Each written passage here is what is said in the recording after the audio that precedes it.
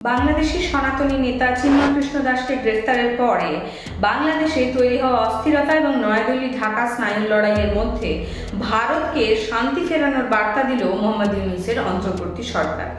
প্রধান উপদেষ্টা ইউনূসের প্রেস সচিব শফিকুল আলম ঢাকা থেকে ফোনে জানালেন, ভারতের সঙ্গে উত্তেজনা বেড়েই চলেছে, আমরা তা প্রশমিত করতে চাইছি। এই উত্তেজনা অনলাইনে কৃত্রিমভাবে ছড়ানো হচ্ছে। আমি ভারতীয় সাংবাদিকদের আমন্ত্রণ জানাচ্ছি, তারা এসে বাংলাদেশের পরিস্থিতি নিজের চোখে দেখে তারপর সিদ্ধান্তে আসুন। সমাজ মাধ্যমে ভাইরাল হয়েছে বাংলাদেশের প্রযুক্তি বিশ্ববিদ্যালয়ের প্রবেশপথে ভারতীয় পতাকা বিছিয়ে রাখা ছবি, যার উপর দিয়ে ক্যাম্পাসের ছাত্রছাত্রীরা হেঁটে যাচ্ছেন।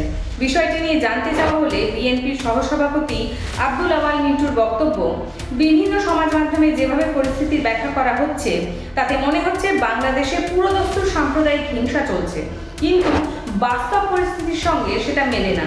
আমি সম্প্রতি নোয়াখালী ঘুরে এলাম, এছাড়া ঢাকা থেকে সর্বত্রই যাতায়াত চলছে, কোথাও তো দেখছি না বসবাসকারী হিন্দু ভাইদের সঙ্গে মুসলমান গোষ্ঠীর কোনো তর্কাতর্কি বা উত্তেজনা তৈরি হচ্ছে। ভারতের পতাকা ক্যাম্পাসের পড়ুয়াদের মাড়িয়ে যাওয়ার বিষয়টি নিয়ে বিএনপি নেতার অবশ্য বক্তব্য, কোনো রাষ্ট্রের পতাকা অবমাননা করার 100% বিরোধী বিএনপি।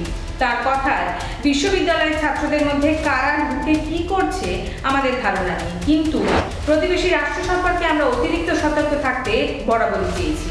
ভারত যদিও অভিযোগ করে তাদের উত্তর পূর্বাঞ্চল অস্থিরতা তৈরি করবার জন্য আমাদের হাত ছিল, কিন্তু বিএনপির ইতিহাসে নেই প্রতিবেশীর সঙ্গে শত্রুতা করা।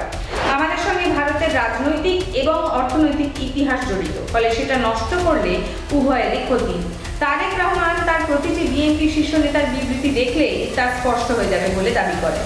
এরকম আরো নানান খবর জানতে চোখ রাখুন নিউজ 18 বাংলা ডিজিটাল।